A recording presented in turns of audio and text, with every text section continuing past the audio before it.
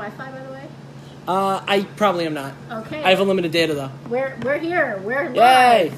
What is going... Talk to me about your little diorama here, Andrew. What is happening? You know, I got some new Star Trek Next Gen figures. I thought, love is in the air. It's Pride Month. Pride air. Month. Geordi and his Borg boyfriend Hugh decided to go on a double date with Troy and Riker. And I assume Riker is being problematic in some way here, in a way that he's probably trying to get with Hugh. Let's be honest. Well, no. See, I think what's going on is Riker is overcompensating in the date, and Troy is embarrassed, and it leads into a fight that they had prior. So, like, Geordi's thinking, "Oh my gosh, I'm embarrassing." You know, I'm showing my dopey friends in front of my boyfriend, but Hugh is really delighted by the whole thing, and they have a nice laugh. All right. And they go home and bone. Anyway, so... Okay,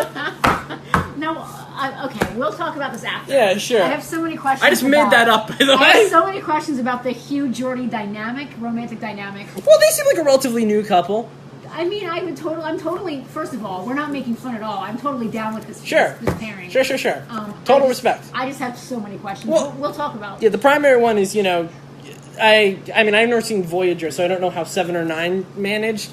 But, Hugh is basically a recovering, like, brainwashed, like, hive mind collective cyborg thing. Anyway. I mean, I have so many questions about his anatomy. Is he... We'll talk about this later. He's got all the extensions. We'll talk about this all the extensions. I have comics. We're still a little behind. We're catching up. I think we'll be caught up after this. So the comic books, we have Super Sons, Dynamite and the Blue Falcon, one of the Hanna-Barbera crossover stuff. Royal City, number 11. These are last week's books. And Transformers, Requiem of the Wreckers. It's a one-shot. That's a lot of R's. Yeah, right? I think we should leave this diorama out. Absolutely. I was totally down with that. This week... I'm sorry. Look at Riker's butt. It's just so good. That is a pretty defined butt. We can't see Geordi's butt because he's wearing... I didn't know this, but this is formal Starfleet attire. You know how you can tell? And besides the length, look at the neckline. The neckline is extremely, like, gold-plated. Yeah, but everything else is... Cool I guess... Yeah.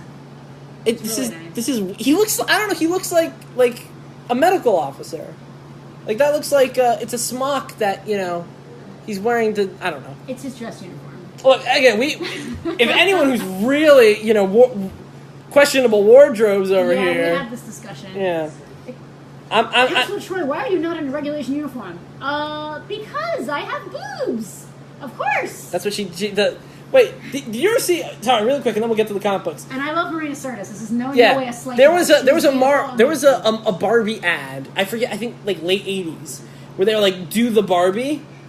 It's like voguing kind of. Yeah, basically this pose, but with a because the Barbie doll didn't have that many. You could only get the arms to go do this, basically. But what they wanted to do is they wanted little girls to turn. Wait, look at me. This is the Barbie. I'm doing the Barbie. The tiny Rick dance. It is not. No. Let me out. All right. Andrew, comic books. Farpoint is actually calling. Can I? Sure. I'll talk comic books. Sorry, that was my finger. I'll talk comic books for a little bit. Now we also have Scales and Scoundrels 10, highly anticipated Snagglepuss 6, and the Immortal Hulk 1. This is this week's books. So I want to. Get to this week's books. I want the majority of time to be spent with this week's books, so I'm just going to go over last week's books first. Here we have Royal City 11. I've talked about Royal City a little bit before. It's by I'm back for a while. Okay. A customer in a moment, but shoot. All right, good. I'm back until then. Super. I'm just I'm not even going to open these. I'm just breezing through last week's comics. Royal City 11. Talked about Royal City before. This is the beginning of the third arc. The first arc was all in present day. The second arc was all in the past of the I can't remember their last name, but it starts with a P. The blank family, the main family of Royal City. I know their first names: Tommy, Tara, Richie, and Nick. I think. But yeah, the main family of the following Royal City. This issue focuses on the past and the present, and we're inching closer and closer to seeing the death of the character Tommy. That's him holding his little notebook. Really good stuff, a lot of more character stuff. Huge emotional revelations, and feels all around. Royal City in 11, a great book. I love you're just like I gotta zipping. I want to talk about these, so I gotta zip through these. Transformers Requiem of the Wreckers. 8 is the third chapter in Nick Roach's work on the Wreckers sub-characters in Transformers. They're like Black Ops, Special Forces, bad Autobot boys team. It started with Sins of the Wreckers and... Last Stand of the Wreckers, and then Sins of the Wreckers, and now it's the Requiem of the Wreckers. And to be fair, if your last Requiem is happening... if your Requiem is happening after your last stand, you've done pretty good for yourself, in my opinion.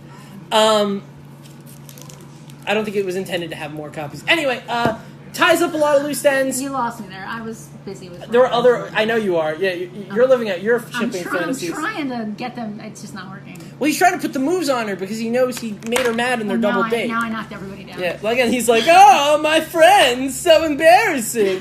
This is actually how I play with my toys at home. That isn't how Geordi sounds like. Well, I'm Geordi, guys. Hey, wacky.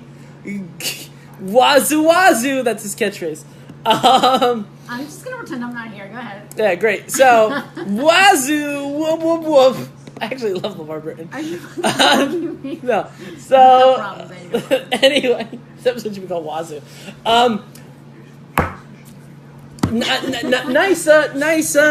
This is just a nice... The Hasbro universe is ending, so I like how they're tying up everything, and I appreciate how they decided to take this one... This is basically, like, 3 issues in one, like, oversized book. Now, the other thing is there are also some weird pacing issues because it is basically 3 issues in one book. Yeah. So there's some weird pacing stuff. Some stuff's rushed. Some stuff spent too long. I really liked it because I think... I want to make sure I get his name right. Nick Roach wanted to get a classic Marvel artist. Yeah, Jeff Sr. So, like, for the flashbacks, Jeff Sr. is doing these interiors. And, like, so it's, like, that really great 80s UK Marvel style. So, like, that's a really nice touch. And Nick Roach, the artist-writer, got to work with one of his heroes. Great character work, as always. The Wreckers really did well in IDW. And, you know, this is a great comic. It's just a little bit it's weird because they have to they have to get so much done at one time. Although besides that, it's great. I would give it like an A-, B+ as a result of the pacing stuff. Also, in our ongoing talk about political stuff, there are very, very, very minor political overtones, but it's really mostly character work. It's not really like... I know that's important because some people are really not about political comics. And some people really want it. And some people are very into it. So this is one of... Very, very lightly, though. It really is not a main fixture. All right, yeah, so finally this. Super Sons, Dynama, and Blue Falcon. There were 5 DC Hanna-Barbera one-shots that week. You were very, very excited about them. Bought all of them. This is the one that made it to last week. Fridays with Andrew this week. This is by far the most well done. I love Peter Tomasi. Fun fact, I own a Peter Tomasi script. Like, I paid, at cons, writers print their scripts and sell them. Yeah. I bought a Peter Tomasi script.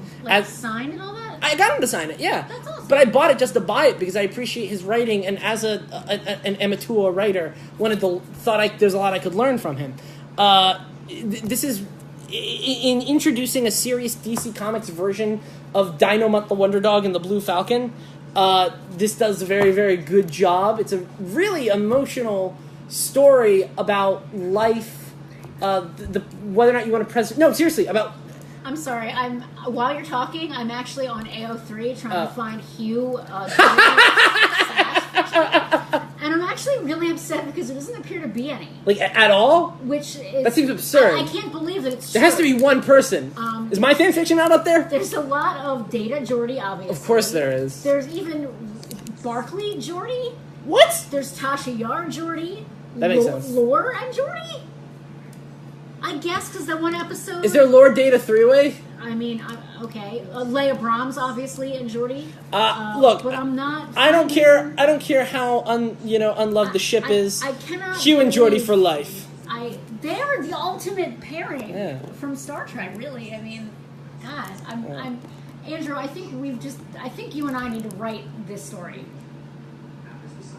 Anyway, so yeah, really, really interesting story about life and like preserving, both accepting loss and then also trying to fight to make sure the good stuff in your life never leaves. I don't know. There's slight Frankensteinian undertone because Dynomutt's thing, right? No. Dynomutt is a cyborg dog, and so like the way. I just assumed he was like. No, he's a robot. Okay, that actually makes a lot. He can do like go-go gadget stuff, like make his neck longer and stuff. I'll get into slight plot details. Blue Falcon is basically made as like a scientist and a roboticist, and he brings his dog back to life.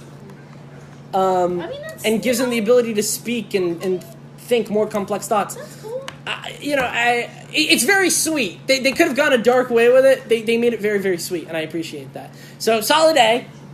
Really, really nice story, and I would also recommend Jabberjaw and Aquaman, which was a lot of fun. And Black. Saying those words together. It's so good. Bizarre. It's so good. Oh man. Okay. I love it. All right. Yeah. So great. So that was last week. Good stuff. This week. Oh my gosh. Oh gosh. I'll start with what's familiar. Scales and Scoundrels 10. Talked about this, I think, 2 other times before. This is the final issue of the second trade arc type thing. And we finally, that's our dragon lady, Luvander. Spoilers. No, it's not a spoiler at this point. Because it's several issues in, okay. I figure at this point. I'll forgive you. Yeah, so what is a spoiler is we finally figure out how she came to be who she is. And we get to see some other dragon peeps in this. Dragonborn.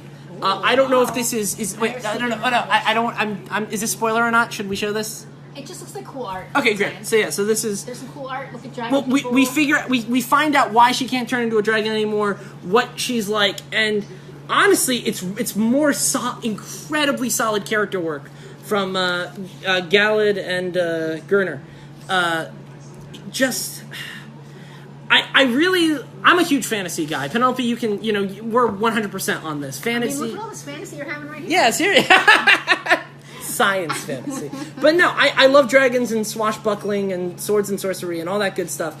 And I love the larger themes and character work you can do with that stuff as a result. This is 100% that. This is 100% cocky dragons cavorting with humans. Why would you? All that. I'll take over. Here you go, Andrew. Sorry, we're just filming a little thing here. I'll have you right at the counter. It's okay. There's some more art. I have pink. Tiffany, please message us. Please message us on our Facebook like Facebook message. We promise to get to you when we can. All right. Thank you very much for watching. Thank you for the thumbs up, Sean. Anyway, sorry, just responding to audience feedback. So great character stuff and character work in regards to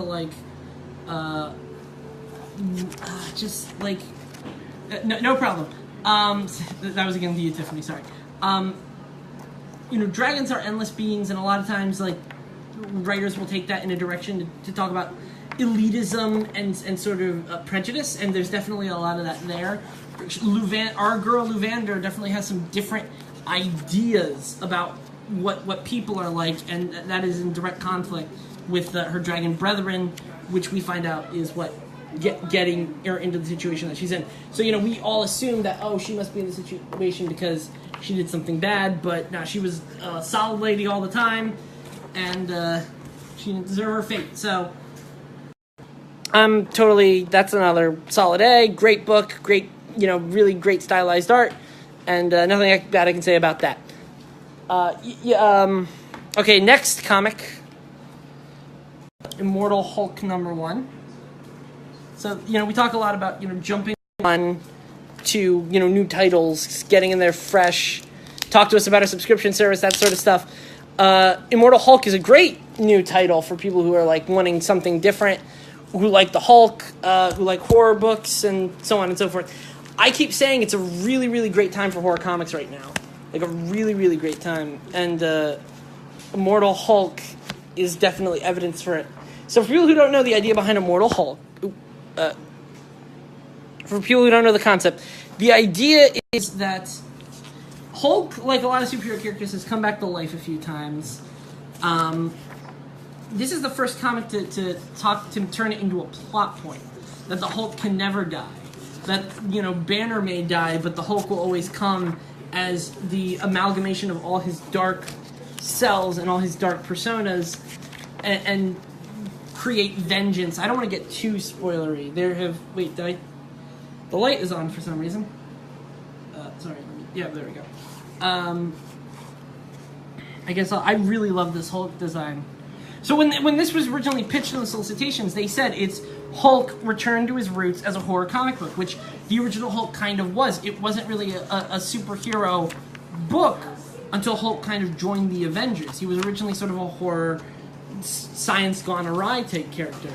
When they pitched that in the solicitations, my thought immediately went to old school comic horror. I thought like it was a Tales from the Crypt type thing, maybe a Bernie Wrightson Frankenstein type thing, you know, for like the more classy horror.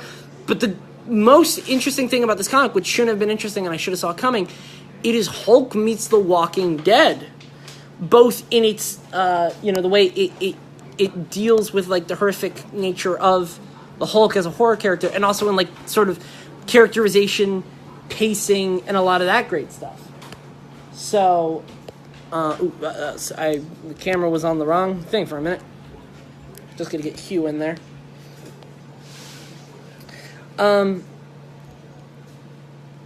the marriage of like those styles worked really, really well. Al Ewing is doing the writing. He's a really good writer. He did a lot of beloved works. I think I would say he's most known for the Ultimates, which was a reworking of a typical Avengers team back in the very first all new, all different Marvel Now, using the Ultimate like name, and it did a lot of interesting like multiversal science, big sci-fi, high fantasy concepts for the Marvel Universe. This is much more down to earth, grounded, and it's really, really great Hulk story. Hulk is one of those weird. All right, so like with comics are weird in that it'll either be a situation where the creative team totally wants to revolutionize everything about that character and make it a completely unique, original run, or and a good example of that is kind of like, I would say, Legion of Superheroes tend to be different depending on the creative team who's working on them. Or, you know, it's like, this is always the character and we're just kind of doing like that new character and maybe a little bit new tweaks or angles. And for that, I think it's a little bit like Superman. Hulk runs are very odd to me because they're kind of one or the other. It's either something that's totally different than everything that came before and like a little bit more just an unfamiliar vision for the Hulk character. And for that stuff, I would say stuff like Mark Waid's Indestructible Hulk or Peter David's Hulk run, long Hulk run, or it's just sort of like Hulk's a monster, he smashes stuff. And for that, I think it's more like Jeff Loeb's run. Immortal Hulk definitely falls into the completely reconceptualizing side of the pool. And it's all the better for it. And it's just a really, really great horror book. Like I said, really, really great time for horror comics, and I couldn't recommend this enough. It's just it's a total A. Look at that beautiful Alex Ross art. This is a great painted cover. Here lies Bruce Banner. Not for long. So yeah, Immortal Hulk 1, easy A. Now, the best thing I read this week, one of the best things I've read all year, Snagglepuss number 6. Snagglepuss number 6 even. Oh my gosh. I like working off with someone better. Yeah, sorry. No, it's not your fault. The job demands. Snagglepuss number 6. Oh boy. The best thing. So we were, by the way, Immortal Hulk number 1 also very, very slight pull. How am I doing for time, by the way? What time is it? 12 minutes. Oh, super. Very, very, all right. So Immortal Hulk has light political overtones, particularly in like the gun violence category. It's a topical book in that regard. Again, people who don't like politics in their comics, stay away. People who do, Immortal Hulk is for you. And horror tends to be a semi-political genre, depending on what story you're looking at. But anyway, that's enough about Immortal Hulk. Snagglepuss. Snagglepuss is a very, very political story. Extremely political comic. Time skipped a bit from the last issue. So Snagglepuss is officially on the entertainment blacklist after his appearance on the Committee for Un-American Activities. But a lot of down on his luck, no money to his name, no one's willing to hire him. But a lot of people arguing that him fighting the way he fought still did a lot of good in the long term, even if he is unfortunately not able to feel it. A lot of twists I should have saw coming that I did not see coming. That kind of blew my mind. And also made me ashamed that I did not see them coming. I'm going to talk a little bit about another Hanna-Barbera Beyond book, which was Dastardly and Muttley, which had a really, really great meta-textual referencing the original cartoon, which basically was the characters for the comic book were trapped in the literal cartoon of Dastardly Muttley and their amazing flying machines. Snagglepuss kind of has a similar thing. I don't know if I should get too much into the spoiler stuff. But there's just a really, really great callbacks to the Hanna-Barbera cartoons in regards to the prototype version of the Snagglepuss character, which was Snaggletooth, not the Star Wars one, and also just. I'm sorry. Sorry. Just interesting character stuff that, interesting relationships of how certain characters interact with each other that I did not see coming, that I should have totally seen coming. And, it's just a great book. It's just such an emotional ride. I loved every minute of it. This miniseries in general has been so good, you guys. It's definitely going to get on the cranky in some way. I know it because it's Mark Russell and Mike Feehan. I feel really bad. I can't remember his name. I'm just trying to. Hold on, I'm just trying to find the credits. So interesting seeing my face. Yeah, Mike Feehan. I don't know why I was doubting myself there. It's totally his name.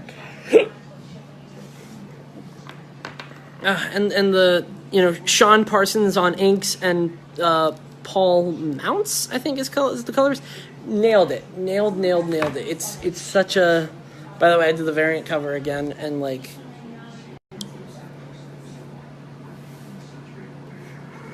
Sorry. Oh man, long day. What a great cover. What a great story. What a great reinvention of a character. Like when you talk about like rebooting, revamping a character and making it modern and making it fresh and making it different. The Snagglepuss comic does it, and it's all the better for it. I really, really love this story, guys.